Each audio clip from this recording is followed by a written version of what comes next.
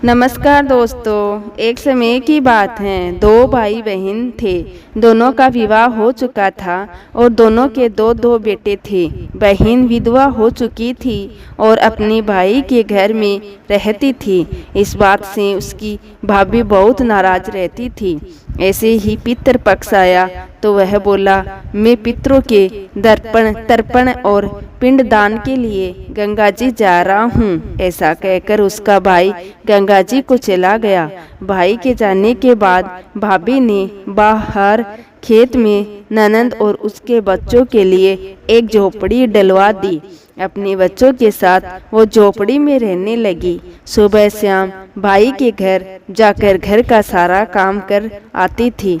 बदले में भाभी बच्चा खुशा खाना को दे देती थी। जब भी वो भाभी के घर से आते तो आटे छालने वाला कपड़ा साथ ले आती। घर आकर उस आटे में सने कपड़े को पानी में घोलकर चूल्हे पर चढ़ाकर पकाकर बच्चों को देती और कहती, खीर है, खा लो। ऐसे ही समय बीतने लगा। एक बार भाभी ने उसे वो कपड़ा ले जाते देख लिया तो बोली, बाई जी, आटा छानने का कपड़ा कहाँ ले जा रही हो? इसे यहीं छोड़कर जाया करो। उसने वैसे ही किया।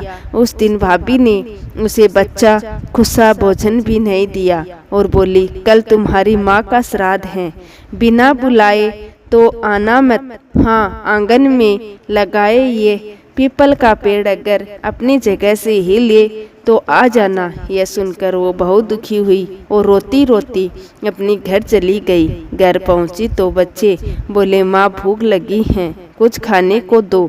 वह बच्चों को बोली, बेटा, आज हम सब का अब उपवास है, भूखे ही सो जाओ। अगले दिन बच्चे बोले, मामी ने कहा था कि आज नानी का श्राद्ध है, तो चलो वहाँ चलते हैं। तो वह बोली, बेटा, मामी ने कहा था कि आंगन का पीपल का पेड़ अगर अपनी जगह से हिले तो आना।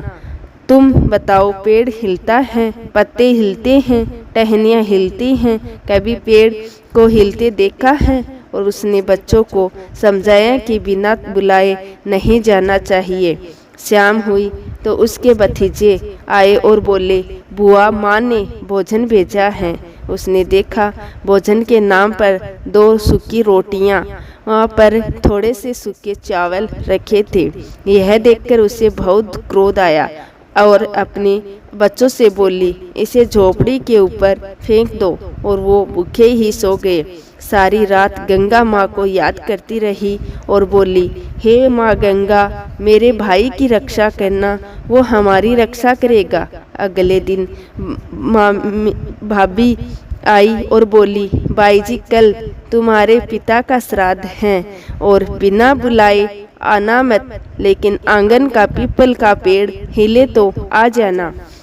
अगले दिन भी वो भाभी के घर भोजन के लिए नहीं गई और शाम को फिर उसके भतीजे आए और 2 सूखी रोटियां चावल के साथ दे गए। उसने फिर वह रोटी और चावल झोपड़ी के ऊपर फेंकवा दिए और भूखी ही बच्चों को लेकर सो गई और सारी रात रोती रही। माँ गंगा से प्रार्थना करती रही। इसी तरह पितृपक्ष के 16 दिन बीत गए और उसका भाई वापस आया तो उसने देखा उसके घर के आंगन में कीचड़ ही कीचड़ भरा हुआ है। वो अपनी पत्नी से पूछने लगा, ये कैसा कीचड़ है? मेरी बहन और भांजे कहाँ हैं? तो उसकी पत्नी बोली, श्राद्ध के पूरे 16 दिनों तक मैंने तुम्हारी बहन और भांजों के पैर कच्चे दूध से धोए हैं, इसलिए यहाँ कीचड़ हो रहा है। तुम्हारे पीछे से मैंने उनकी खूब सेवा की, खीर पूड़ी खिलाई, फिर भी वो मुझसे नाराज होकर खेत में झोपड़ी डालकर रहने लगी। भाई खेत पर पहुंचा तो वह देखता है कि वहाँ कोई झोपड़ी नहीं थी।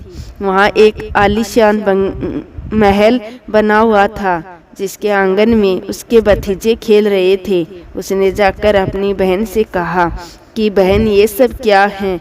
तब उसने अपनी भाई को सारी बात बताई और बोली, भाई, जो तेरे आंगन में कीचड़ हैं वो कच्चे दूध से नहीं बल्कि भाभी के व्यवहार से जो मैं दिन रात रोती थी, उन आंसुओं का कीचड़ है। माता पिता के श्राद्ध पर भाभी ने कहा, पीपल का पेड़ हिले तो आ जाना, बिना बुलाए मत आना। पीपल का पेड़ हिला नहीं और हम गए नहीं, और शाम को उन्होंने 2 रोटी और चावल भिजवाए, जिसे गुस्से में मैंने झोपड़ी पर फेंक दिया।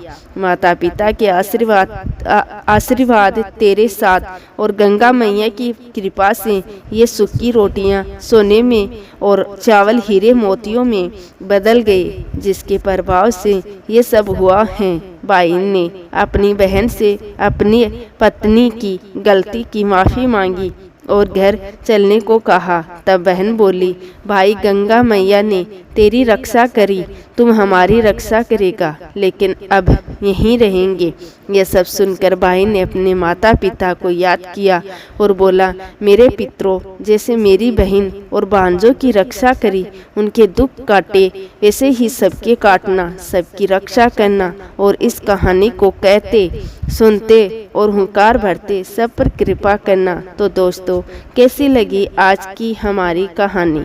ऐसी और कहानियों के लिए मेरे चैनल को सब्सक्राइब करना ना भूलें। धन्यवाद।